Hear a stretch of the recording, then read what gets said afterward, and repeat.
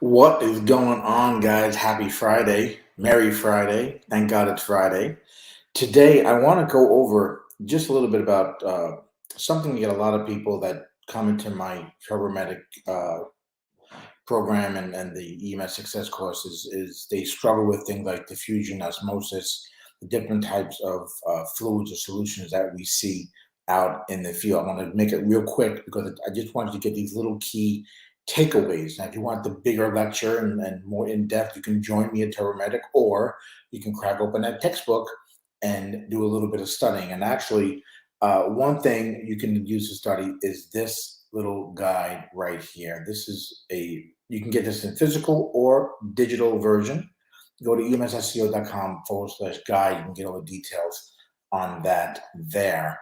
But I want to talk about the diffusion today, guys, because this is something that's easily confused. I'm going to show you a screen, but basically, diffusion is that movement of molecules, right? And it's from the higher to lower, higher concentration to lower concentration. And this is both the solvent and the solute that ends up moving that way. Osmosis, similar, okay, in my opinion, because this is still a movement from high to low, but this is water. Okay, so osmosis is that movement of water from a high to low concentration, and it's across a semi-permeable um, membrane. Okay, when we do that, and keep in mind, like I said, this is just the solvent that moves. Let me share the screen, give you a little bit of a better idea what I'm talking about here, because I want you to see just a little illustration on it before I move on to the different fluids.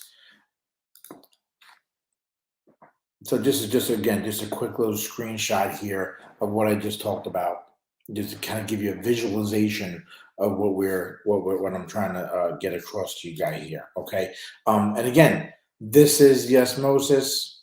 All right, and this is passing through the liquid portion, that semi-permeable membrane.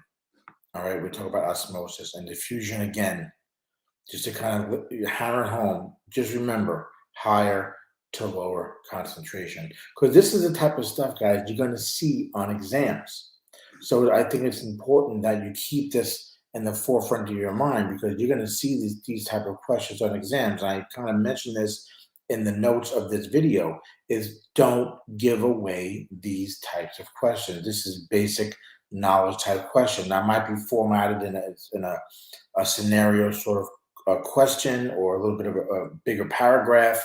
It might not just say, what is diffusion, and give you four choices. You might have a whole paragraph to read, but in essence, it's asking you what diffusion or what osmosis is, and knowing the difference between the two is going to give you that 5 points, that 10 points more on the test. Okay. Listen, we get a lot of questions on exams that are vague. We're not really sure how to answer them, right? Looking for that best answer. But when you get to questions like this, don't throw away the question. Don't give it up. Okay. Hope that makes sense. Do me a favor, hit that like button if it's making sense at all to you, because I want to be sure that this is something that's valuable to you and you're kind of getting what I'm talking about here. Okay. The other thing that I want to mention is the different types of fluid. All right. And we're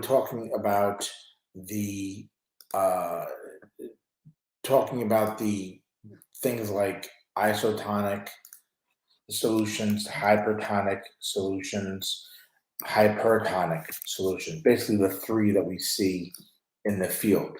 Okay, so just to kind of give you a quick overview on this, is when we're talking about isotonic, which is kind of like the easier one to remember, because when you think about the isotonic solution, this is the one where there's no flow of water into or out of a cell, meaning it is stable, meaning that it is equal on both sides. Okay, so that water can pass through the membrane.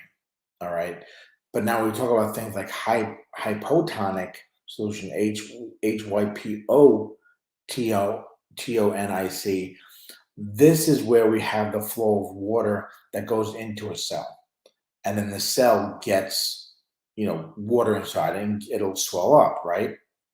So the concentration that's outside the cell is lower than inside the cell when we're talking about hypotonic solutions. Now, hypertonic solution is the opposite. This is where you get the flow of water getting out of the cell, right? So the cell is going to lose volume, where it's going to shrink.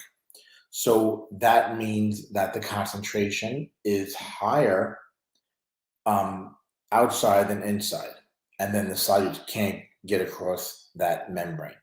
Okay. Now, one thing, maybe this will help a little bit when you're thinking about this whole thing. An easy way to sort of note it is talking about a red blood cell. So when you get a red blood cell, if those conditions of an isotonic solution are right, you have that stability, okay, the homeostasis there, and then that's ensuring that that your conditions are good. So the red blood cell is not going to have water in or out of it, and it's going to be just fine because everything is equal. The isotonic, right? So everything's equal. Now, if you put that red blood cell in a hypotonic solution, then the cell is going to bloat up. Okay, it may even burst. All right, but in our case, we're just looking for the key things here where the cell will bloat up.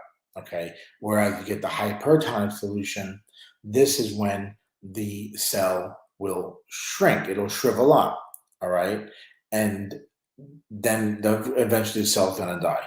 Okay, so just some key things I want to kind of put forth there, guys, for you today, because, like I said, these three solutions and the differences between diffusion and osmosis, I find people really struggle with.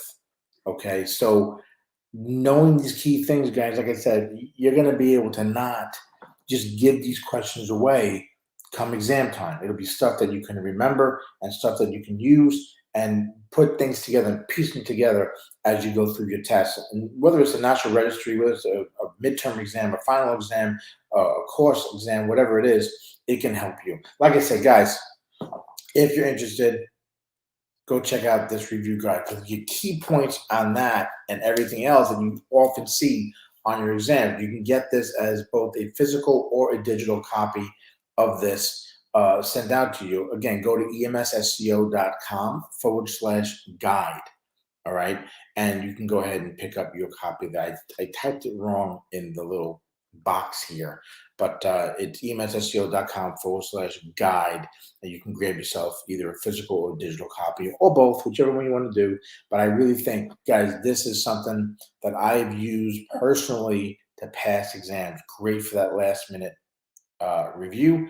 Great for the first time you sit down to start studying and figuring out where your weaknesses are. Trust me, this is something that you can use in your EMS library because I've used it for about, I don't know, 15, 20 years ago. And this is just updated at the end of 2020. So, all right, I'm going to end it there, guys. I hope this helped. Please, please hit that like button. Let me know you're getting some value out of these videos. This is helping you with your EMS studies and with understanding what's going on in EMS. Guys, I'm going to end it there. As always, I am Jim Hoffman for EMS SEO. Stay